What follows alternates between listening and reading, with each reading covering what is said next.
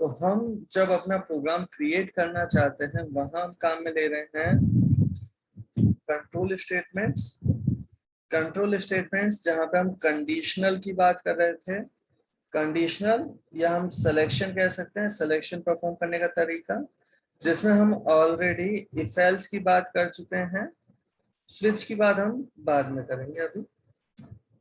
अभी आज की क्लास में जो हम डिस्कस करने वाले हैं कंट्रोल स्टेटमेंट्स, लूपिंग।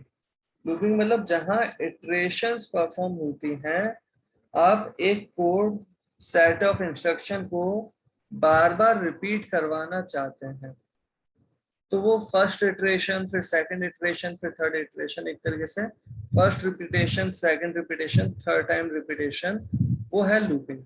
और लूपिंग के लिए जो सी प्रोग्रामिंग में सिंटैक्स अवेलेबल है वो है व्हाइल लूप, फॉर लूप और डू व्हाइल लूप। ये तीन सिंटैक्स अवेलेबल है, व्हाइल लूप, फॉर लूप और डू व्हाइल लूप। लूपिंग को अगर हम समझें, लूपिंग मतलब रिपीटेशन है, और रिपीटेशन अगर आपको परफॉर्म करवाना है तो किसी भी रिपीटेशन के लिए समझने के लिए हम स्टेप्स कंसीडर कर सकते हैं। Initialization, condition, statements and updation. मतलब आपको कोई भी रिपीटेशन परफॉर्म करवाना है तो उस रिपीटेशन को परफॉर्म करते टाइम आपको कई बार ऐसी रिक्वायरमेंट होगी कि रिपीटेशन शुरू करने से पहले कम से कम ये तो होता। फॉर एग्जाम्पल, आपसे अगर कोई कहता है आपको बस ऐसे ही 5 टाइम्स क्लैप करना है, तो क्लैप आप काउंट करना चाहोगे 5 टाइम्स, और 5 टाइम्स अगर आपको काउंट करना है तो कहीं ना कहीं से काउंटिंग स्टार्ट तो करोगे। फॉर एग्जाम्पल, इनिशियलाइजेशन के एग्जाम्पल के लिए अगर कहें तो हो सकता है कभी आपने एक वेरिएबल लिया जिसे आपने इनिशियलाइज कर दिया 1 से, जिसे आप बार बार 1 नहीं करना चाह रहे, एक बार 1 कर दिया, तो ये है आपका इनिशियलाइजेशन, जो आप रिपीटेशन के लिए लेकिन रिपीटेशन से पहले करवाना चाहते हैं। रिपीटेशन के लिए रिपीटेशन से पहले जिसे आप बार बार रिपीट नहीं करवाना चाहते उस रिपीटेशन में, वो है इनिशियलाइजेशन। जबकि वहीं अगर हम बात कर रहे हैं तो आप क्या करना चाहोगे, तो जैसे हम वो एग्जांपल की बात कर रहे हैं, क्लैपिंग वो टास्क रहेगा जिसे आप बार बार परफॉर्म करना चाहते हैं।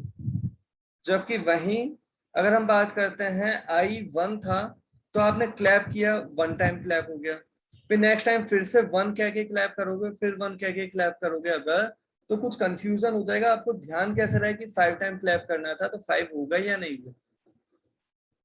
मोस्ट ऑफ द टाइम्स आप लूपिंग में इटरेशंस परफॉर्म करते टाइम किसी ना किसी तरीके से एंडिंग आइडेंटिफाई करना चाहोगे कि लूप अब खत्म कर देना है। स्टार्ट तो कर लिया लेकिन लूप चलता जा रहा है, रिपीट होता जा रहा है, तो खत्म भी तो करना है। और खत्म करने के लिए कई बार आपको कुछ चेंजेस करने की रिक्वायरमेंट हो सकती है। जैसे वो चेंजेस I=I+1 जैसा चेंज हो सकता है, I++ लिख सकते हैं आप इस जगह पे सिंटेक्स में, या डिक्रीमेंट हो सकता है, मल्टीप्लीकेशन करके हो सकता है, डिवीजन करके, कोई भी ऑपरेशन परफॉर्म करके वो चेंजेस जो आप चाहते हो कि इस इटरेशन के परफॉर्म होने के बाद और नेक्स्ट इटरेशन के परफॉर्म होने से पहले हमें करवाने हैं, वो है अपडेशन। जबकि वहीं अगर हम बात करते हैं कंडीशन क्या चीज है, तो वो एक्सप्रेशन जो हेल्प करेगी कि आपको वो जो भी रिपीटेशन करना था वो आगे फिर से करना चाहते हो या नहीं। फॉर एग्जाम्पल, 5 टाइम अगर आपको क्लैप करना है, आई की वैल्यू 1 दी है, तो 1 के लिए चले, 2 के लिए, 3 के लिए, 4 के लिए, 5 के लिए, लेकिन 6 के लिए ना चले, ऐसी कोई कंडीशन हमने सोच के लिख दी। फॉर एग्जाम्पल वो कंडीशन है I<5, या यही कंडीशन हो सकता है आप में से कोई कहता है I not equal 6, जब तक 6 नहीं है तब तक ये करना चाहते हो। तो सोचने का तरीका आपका अपना रहेगा, लॉजिक आपके अपने रहेंगे। लूपिंग के ये जो हम स्टेप्स कंसीडर कर रहे हैं, इनिशियलाइजेशन, लूप के लिए लूप से पहले करवाने वाला टास्क जिसे आप बार बार नहीं करवाना चाहते उस लूप में। कंडीशन, जिस बेसिस पे आप ये डिसाइड कर रहे हैं कि रिपीटेशन और करें या ना करें, वो है कंडीशन। स्टेटमेंट्स जो आपको हेल्प करते हैं वो ऑपरेशंस परफॉर्म करने में जिसके लिए रिपीटेशन परफॉर्म कर रहे थे, कोई तो ऐसा टास्क होगा जो आप बार बार करवाना चाह रहे थे। जबकि अपडेशन, तो आप जब एक इटरेशन, एक रिपीटेशन परफॉर्म कर लेते हैं, उसके बाद नेक्स्ट इटरेशन परफॉर्म करने से पहले अगर कुछ चेंजेस करवाने हैं उसके लिए हम कह रहे हैं समझने के लिए अपडेशन। बट एक चीज ध्यान रखना, ये जो हमने ये स्टेप्स कहे हैं ना, ये केवल हमने समझने के लिए कहे हैं।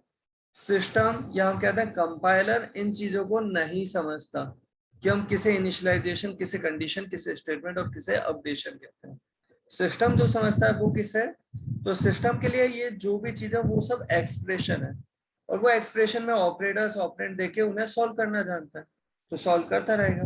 बस एक वो पर्टिकुलर, जैसे इफ के अंदर एक्सप्रेशन जो होती है उसे सॉल्व करने के बाद चेक करता है, नॉन जीरो है तो ट्रू, जीरो है तो फॉल्स, उस तरीके से ये कंडीशन चेक कर लेगा।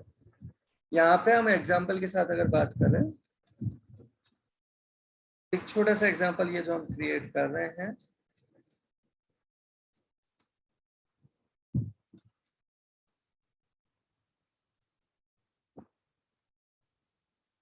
यहाँ पे हमने क्या प्रोवाइड कर रखा है, आराम से समझना।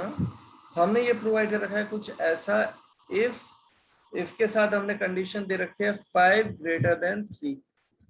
यहां दे रखा है हमने प्रिंटफ, और प्रिंटफ में दे रखा है सपोज यस और लाइन चेंज स्लैश। एल्स में हमने प्रोवाइड कर रखा है नो। लूपिंग चलते चलते अचानक से इफ एल्स का ऐसे ही एग्जांपल लिख दिया, क्योंकि इफ एल्स का सिंटैक्स होपफुली आप सबको ध्यान होगा कि कैसे वर्क करता है।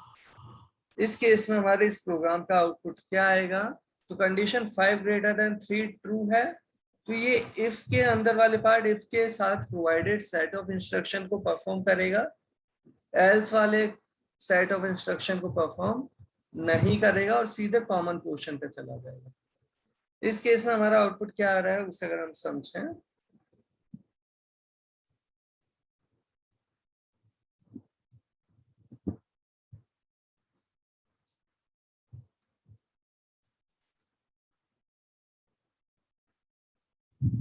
तो इफ एल्स लूप नहीं होते सी प्रोग्रामिंग में, लूप कौन कौन से हैं, व्हाइल, फॉर और डू व्हाइल। एक बार ऐसे हमने इफ एल्स का एग्जांपल देख लिया, क्योंकि आप ऑलरेडी इसको जानते हैं। आउटपुट में आ रहा है यस, अगर कंडीशन फॉल्स होती तो आउटपुट में आ रहा होता नो। कंपाइल किया, एग्जीक्यूट किया, आउटपुट में नो।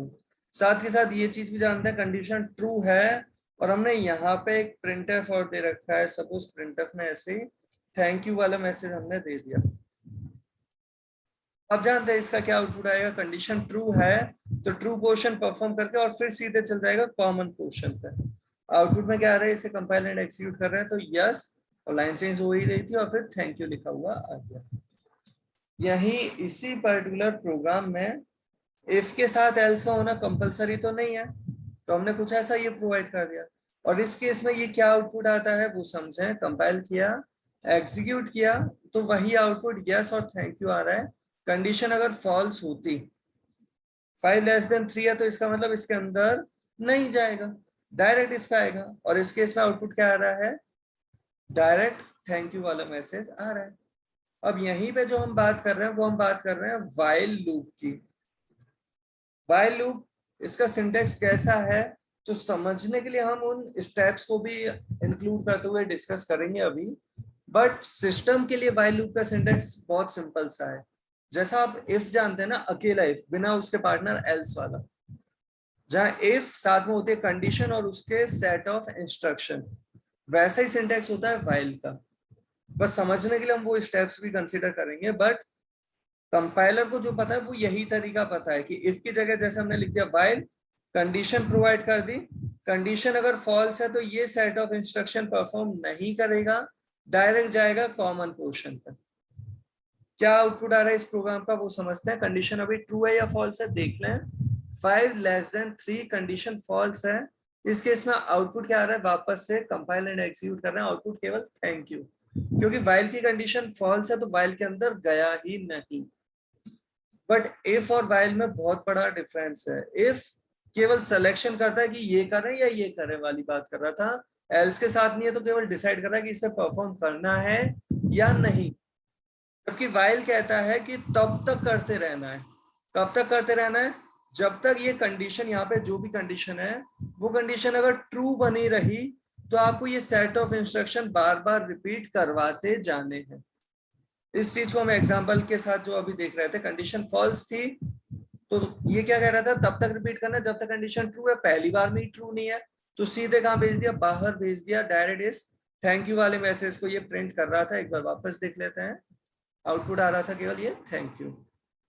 बट अगर ये कंडीशन रही होती ट्रू, तो ट्रू का मतलब क्या है कि जब तक ये कंडीशन ट्रू है तब तक ये सेट ऑफ इंस्ट्रक्शन ये जो गिवन है इन्हें परफॉर्म करता रहेगा। मतलब क्या इसका, इस चीज का कि यहाँ वाइल से पहले जो था वो तो हो ही चुका होगा।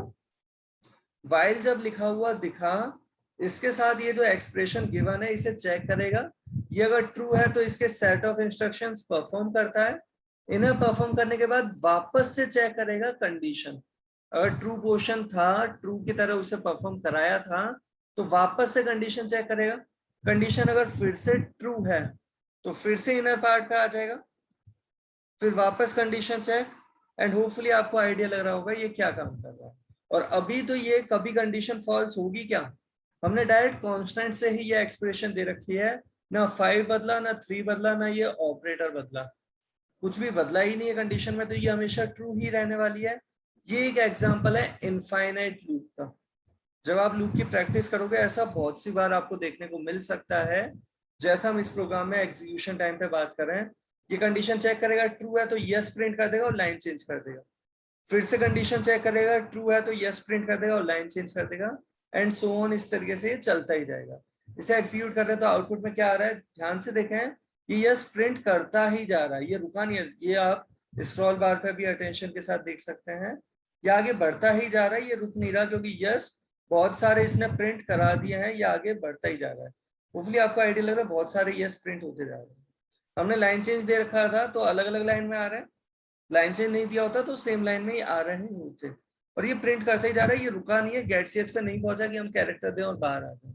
हम कैरेक्टर देने की कोशिश कर रहे हैं, कोई कैरेक्टर नहीं ले रहा है क्योंकि अभी ये अपनी प्रोसेसिंग में ही बिजी चल रहा है। अभी तो ये एक इनफाइनाइट लूप है, इससे बाहर निकलने का तरीका ये क्लोज का ऑप्शन दिखता है आपको कंसोल पे। इस क्लोज के हम ऑप्शन पे, इस क्लोज पे क्लिक कर रहे हैं और क्लोज कर दिया।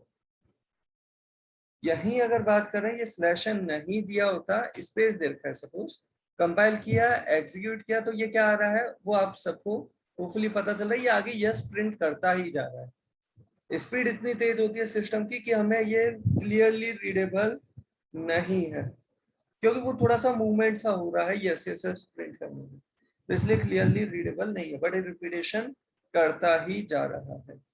तो वाइल का सिंटैक्स तो होपफुली आप सबको थोड़ा बहुत आइडिया लगा होगा, बट वो बात अलग है अभी ये वाइल परफॉर्म करने का तरीका समझ नहीं आ रहा कि ये कर कैसे रहे हैं, मतलब अजीबोगरीब तरीके से रिपीटेशन क्यों करा रहे हैं। अब रिपीटेशन को थोड़ा कंट्रोल वाले मैनर में अगर हम डिस्कस कर रहे हैं, तो वाइल लूप जो हम यहाँ पे डिस्कस कर रहे हैं उसका सिंटैक्स कैसा होता है, तो इनिशियलाइजेशन जो हमें परफॉर्म करना है वो कर दो वाइल लिखने से पहले ही। इनिशियलाइजेशन कहाँ दे दो, वाइल लिखने से पहले ही। हम डिस्कस कर रहे हैं वाइल लूप का सिंटैक्स, और वाइल लूप का सिंटैक्स कैसा होता है उसे समझें। इनिशियलाइजेशन तो दे दो वाइल लिखने से पहले ही, वाइल के साथ प्रोवाइड करो उसकी कंडीशन। कंडीशन अगर ट्रू है तो उस वक्त जो भी आपको रिपीटेशन करवाना था वो रिपीटेशन करवा लो, और साथ में उसके चेंजेस भी करवा लो। ये हम समझने के लिए ऐसा कंसीडर कर सकते हैं। वापस से कह रहे हैं ये स्टेप्स सिस्टम नहीं समझता कि आप इनिशियलाइजेशन किसको बोल रहे हो, आप कंडीशन किसको बोल रहे हो, स्टेटमेंट अपडेशन। सिस्टम के लिए हर एक चीज केवल एक्सप्रेशन है। सिस्टम के लिए वाइल लिखे हुए से पहले जो भी एक्सप्रेशन आ रही है उन्हें तो सॉल्व करता हुआ आ ही रहा है। जैसे वाइल लिखा हुआ दिखेगा उसके साथ जो एक्सप्रेशन है उसे इवेल्युएट करके फाइनल रिजल्ट के बेसिस पर डिसाइड करेगा कि ये सेट ऑफ इंस्ट्रक्शन परफॉर्म करने हैं या नहीं करने, जैसे इसमें भी था। तो उसी तरीके से ये कंडीशन की तरह जो वर्क कर रही है एक्सप्रेशन वो आएगी यहाँ पे। बाकी ये एक्सप्रेशन कब एग्जीक्यूट होगी, जब ये कंडीशन ट्रू रही होगी। तो कंडीशन ट्रू है तो इसके अंदर जाएगा और इसके अंदर जाके क्या करेगा, जो भी लिख रखा है उन सबको परफॉर्म कर देगा। और ये हमारी थिंकिंग कहती है कि क्लैप करने से पहले 1 अगर बोला था तो क्लैप करने के बाद 2 बोलना स्टार्ट करेंगे। अब जैसे 2 के लिए चलेगा, फिर से क्लैप किया, फिर 3 के लिए क्लैप, 4 के लिए क्लैप, 5 के लिए क्लैप। होपफुली आपको आइडिया लग रहा है। जैसे 5 के लिए क्लैप कर दिया उसके बाद 6 होते ही कंडीशन कहीं ना कहीं हम जो चेक करना चाहते हैं वो फॉल्स हो जानी चाहिए, जिससे लूप से बाहर चले जाए। ये जो अभी हम बात कर रहे थे क्लैप वाली जो बात, इसी चीज को क्लैप ना कहते हुए अगर हम कहें हमें एक सीरीज प्रिंट करनी है 1 2 3, इस तरीके से टोटल n तक की सीरीज प्रिंट करनी है। मतलब क्या है क्वेश्चन हमारा, एक नंबर यूजर से रीड करना चाहते हैं सपोज n नेम के वेरिएबल में, प्रिंटफ में मैसेज दिया एंटर वैल्यू, में रीड कर रहे हैं वो वैल्यू,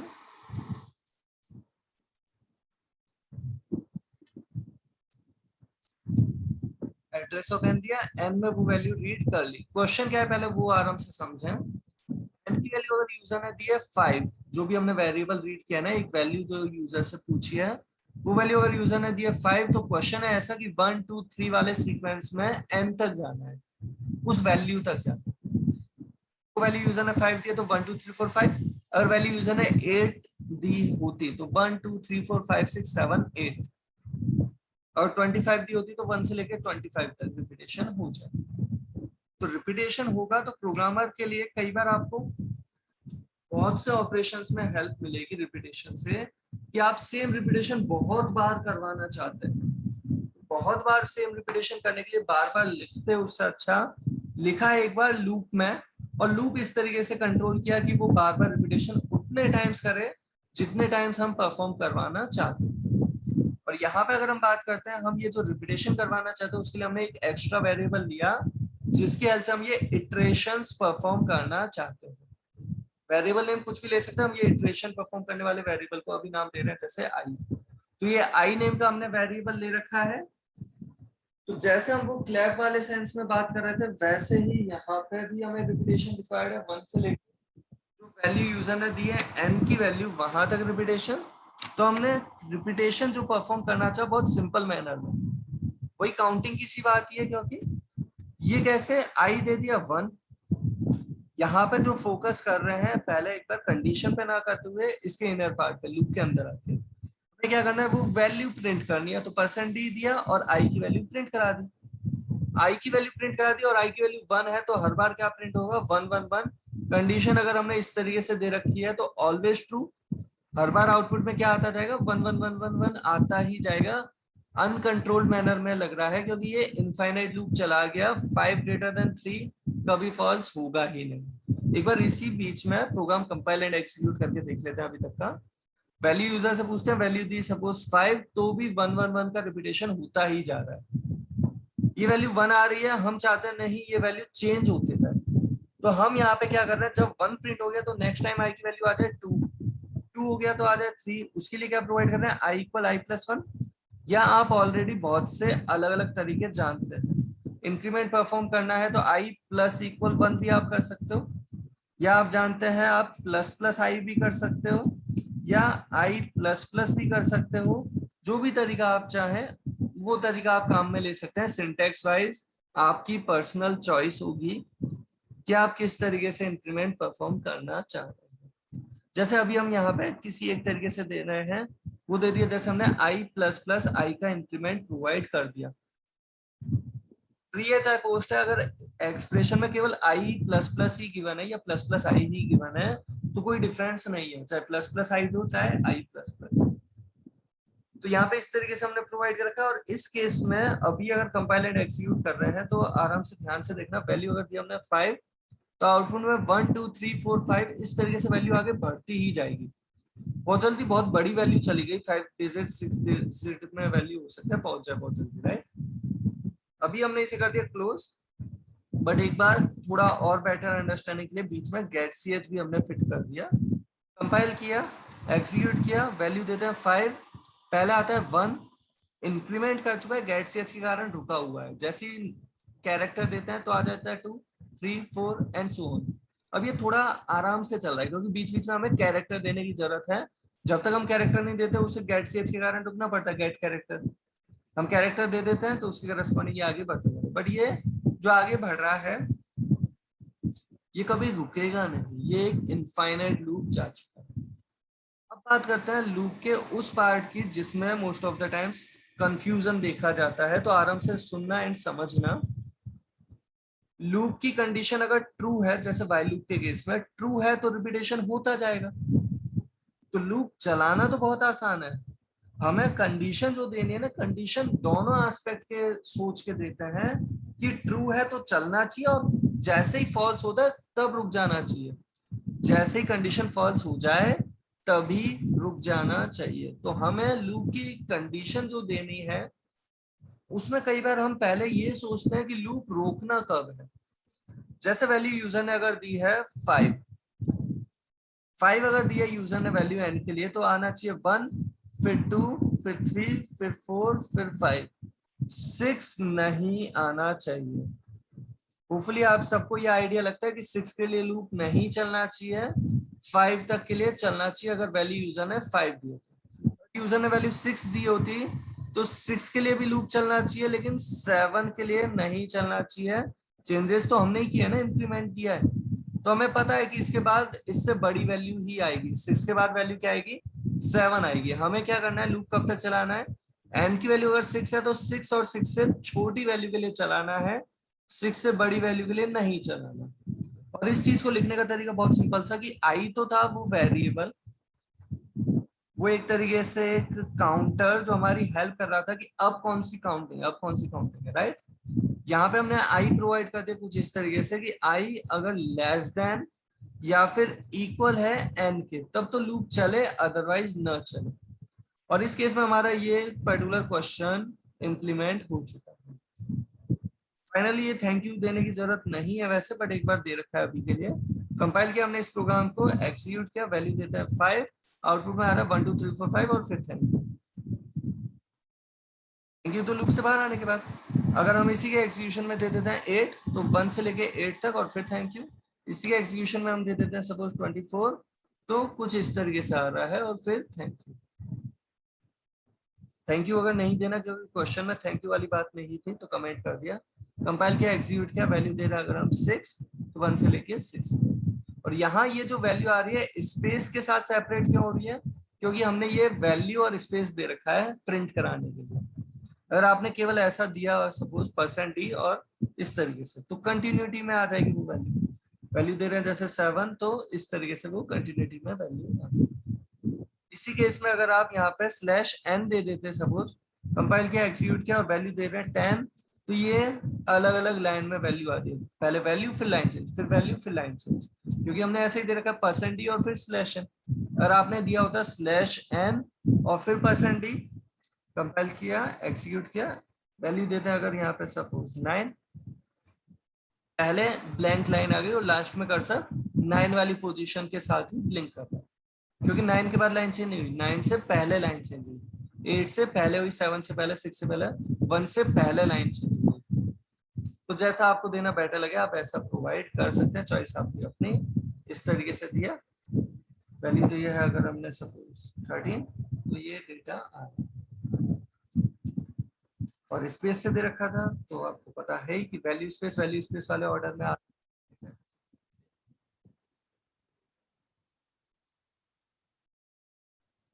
जो अभी हमने अप्रोच देखी है व्हाइल लूप की एलसी, ये रिपीटेशन जो हम परफॉर्म करवा रहे हैं, इस रिपीटेशन में हम अलग अलग तरीके के टास्क भी परफॉर्म करवा सकते हैं। अलग अलग तरीके के टास्क के लिए हम क्वेश्चन आपके साथ शेयर कर देंगे, वो आप आराम से ट्राई करना। बट हाँ, अभी के लिए जैसे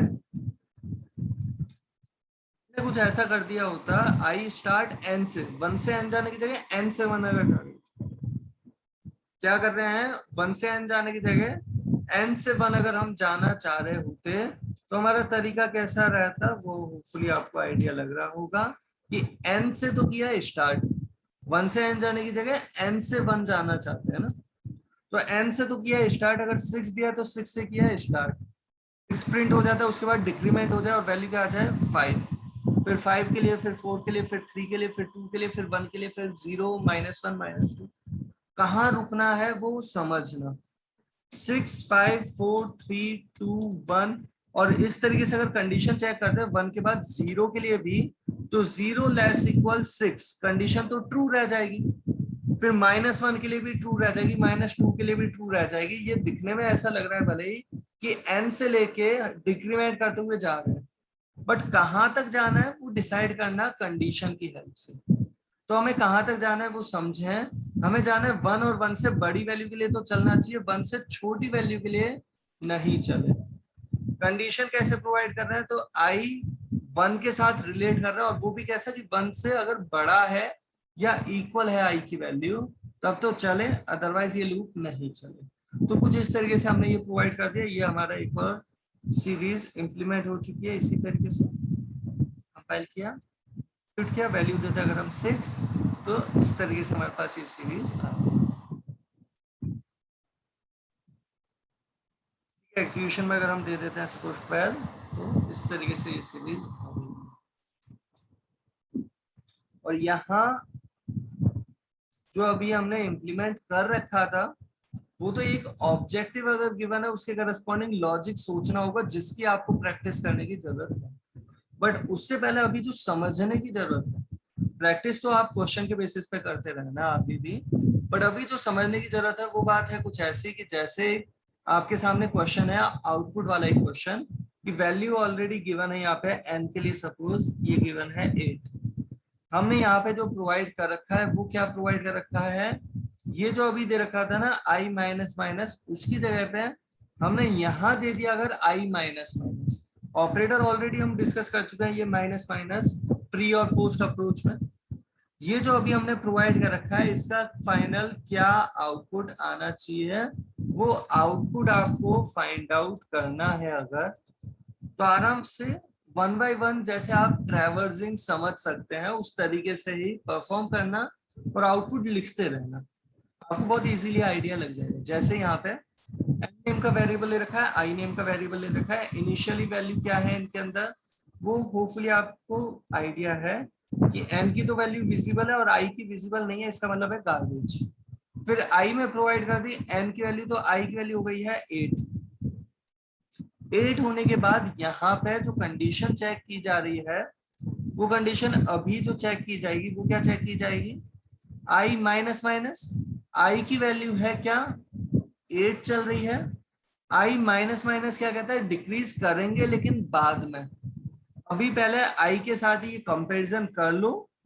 8 ग्रेटर इक्वल 1 कंडीशन ट्रू है या फॉल्स है, तो ये कंडीशन है अभी ट्रू। एक तरीके से ये जो आपके पास अवेलेबल था ना, ये 2 टास्क में कंसिडर करना, पहले तो कंडीशन चेक करनी और दूसरी चीज करना है आई का डिक्रीमेंट। ये 2 काम करने हैं इस कंडीशन को, क्योंकि ये जो कंडीशन आपके पास अवेलेबल है प्री है या पोस्ट है वो पहचान जरूर लेना। तो ये है पोस्ट डिक्रीमेंट। पोस्ट डिक्रीमेंट क्या कहता है, पहले कंडीशन चेक करो फिर डिक्रीज करो, कंडीशन जैसे ही चेक हो जाए उसके बाद डिक्रीज कर दो। तो आई की वैल्यू थी 8, 8 ग्रेटर इक्वल 1 कंडीशन है ट्रू, साथ के साथ कर दी आई की वैल्यू डिक्रीज, आई की वैल्यू कर दी है 7। पता चल रही बात, पोस्ट डिक्रीमेंट पेंडिंग रखा -1 और आई से कंडीशन चेक की, 8 से कंडीशन चेक कर ली और फिर डिक्रीमेंट परफॉर्म करके 7 कर दिया। जब प्रिंट होने की बात आई तब प्रिंट क्या हो रहा है यहाँ पे 7। फिर उसके बाद कंडीशन चेक होती है फिर से ऐसे ही, अब कंडीशन किसके लिए चेक हो रही है 7 के लिए, 7 ग्रेटर इक्वल 1 कंडीशन चेक होती है, कंडीशन ट्रू है, ट्रू के टाइम डिक्रीज करके कर देता है 6, प्रिंट होती है नेक्स्ट टाइम वैल्यू 6। फिर 6 के लिए कंडीशन चेक होती है, कंडीशन ट्रू है, उस वक्त ये डिक्रीज करके कर देगा 5 और प्रिंट होगी वैल्यू 5। कंडीशन चेक हुई थी 6 के लिए, प्रिंट हो रहा है 5। नेक्स्ट टाइम कंडीशन चेक होगी 5 के लिए, प्रिंट होगा 4। नेक्स्ट टाइम, होपफुली आपको आइडिया लग रहा है राइट, नेक्स्ट टाइम जब ये 4 के लिए कंडीशन चेक करेगा तो डिक्रीज कर देगा और वैल्यू कर देगा 3, और 3 होने के बाद ये जब प्रिंट करेगा तो प्रिंट करेगा 3। 3 के लिए कंडीशन जब चेक होगी उस वक्त कंडीशन तो है ट्रू, डिक्रीज करके वैल्यू कर देगा ये 2, जब प्रिंट होने पहुंचेगा तब वैल्यू प्रिंट होगी 2। सिमिलरली जब 2 के लिए कंडीशन ये चेक करता है, कंडीशन तो मिलती है ट्रू, ट्रू के टाइम इसे कर देता है ये डिक्रीज, तो और डिक्रीज करके ये वैल्यू हो गई है 1, 1 प्रिंट हो गया। 1 के लिए जब ये कंडीशन चेक करता है तो आराम से समझें, 1 के लिए जब इसने कंडीशन चेक की 1 ग्रेटर इक्वल 1 कंडीशन है ट्रू, ट्रू के टाइम अंदर तो जाएगा और ये कंडीशन चेक हुई है पोस्ट डिक्रीमेंट आया तो डिक्रीज भी करेगा, कंडीशन जो चेक हुई वो चेक हुई 1 के साथ 1 ग्रेटर इक्वल 1, कंडीशन ट्रू थी, डिक्रीमेंट परफॉर्म कर दिया, पोस्ट डिक्रीमेंट था तो डिक्रीमेंट कर दिया 0, लेकिन उसके बाद अभी कंडीशन चेक हुई नहीं है, सीधे लूप के अंदर आ गया। कंडीशन जब चेक हुई तब 1 के साथ हुई थी, लूप के अंदर आके वैल्यू क्या प्रिंट कर देगा, ये 0 प्रिंट कर देगा। जैसे ये प्रिंट कर दिया गया, वापस से कंडीशन चेक करने पहुंचेगा, कंडीशन चेक होगी 0 ग्रेटर इक्वल 1, कंडीशन हो गई फॉल्स, पोस्ट डिक्रीमेंट है, वैल्यू डिक्रीज करके -1 कर देगा, लेकिन लूप से बाहर आ गया, और लूप से बाहर आके हमने कुछ और डेटा प्रिंट कराया ही नहीं है। फाइनली जो हमारे पास आउटपुट आ रहा है वो आउटपुट क्या आता है, होपफुली आप सबको आइडिया लग चुका होगा, कुछ इस तरीके का आउटपुट आ रहा है। कंपाइल किया,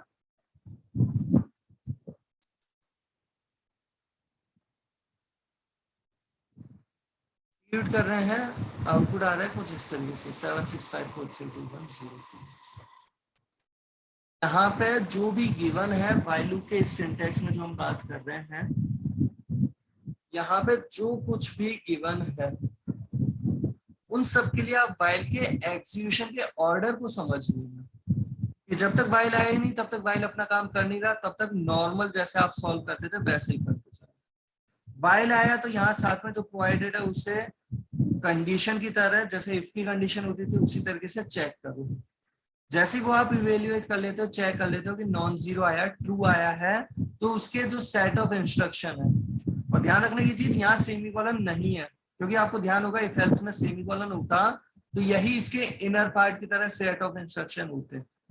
यहाँ हमने सेमीकोलन नहीं दिया है, ये है इसके सेट ऑफ इंस्ट्रक्शन अभी, और ये जो सेट ऑफ इंस्ट्रक्शन गिवन है ये परफॉर्म करेगा अगर कंडीशन ट्रू है तो, और जैसे ये इनर पोर्शन इसके सेट ऑफ इंस्ट्रक्शंस परफॉर्म कर दिए, व्हाइल के सेट ऑफ इंस्ट्रक्शंस परफॉर्म होने के बाद वापस से व्हाइल की कंडीशन चेक करेगा, अगर फिर से ट्रू है तो फिर से इनर पार्ट, फिर कंडीशन चेक करेगा, फिर से ट्रू है तो फिर से इनर पार्ट, और इस तरीके से चलता ही जाएगा तब तक जब तक कंडीशन ट्रू है। जैसी कंडीशन फॉल्स तब आ जाएगा लूप से बाहर, और आगे जो भी ये प्रोवाइडेड है वो चीज परफॉर्म कर। अभी हमने आउटपुट देख लिया था इस प्रोग्राम का, तो कंपेयर किया एग्जीक्यूट किया, आउटपुट कुछ ऐसा। एक बार आराम से इस पर्टिकुलर एग्जांपल का भी आउटपुट फाइंड आउट करने की कोशिश करना, जहां पे हमने ये i ग्रेटर इक्वल 1 दे रखा है, यहाँ पे दे रखा है हमने i माइनस इक्वल 2, इस तरीके से हमने ये प्रोवाइड कर रखा है। वैल्यू सारी गिवन है, यूजर से कुछ पूछने की बात ही नहीं की गई है। आराम से सोच समझ के इसका आउटपुट फाइंड आउट करें।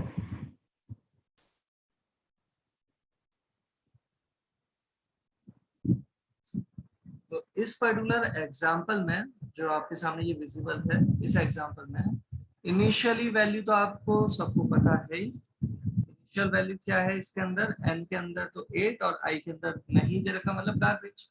i में असाइन की n की वैल्यू तो i में पहुंच गई वैल्यू 8, कंडीशन चेक हो रही है, कंडीशन चेक होती है 8 ग्रेटर इक्वल 1, कंडीशन ट्रू है, ट्रू के टाइम जाता है i की वैल्यू प्रिंट करने, प्रिंट हो जाएगी वैल्यू क्या, तो अभी जो i की वैल्यू वो वैल्यू हो गई प्रिंट, मतलब वैल्यू प्रिंट हो गई है 8। जैसे ये प्रिंट हो गई वैल्यू, जैसे ही यहाँ पे वैल्यू प्रिंट हो गई उसके बाद आगे बढ़ेगा, और आगे क्या कर रहा है i माइनस इक्वल 2, जिसका सिमेंटिक क्या होता है, होपफुली आप सबको ध्यान होगा, बात की है ये माइनस इक्वल ऑपरेटर की, इसका सिमेंटिक होता है i इक्वल i माइनस 2।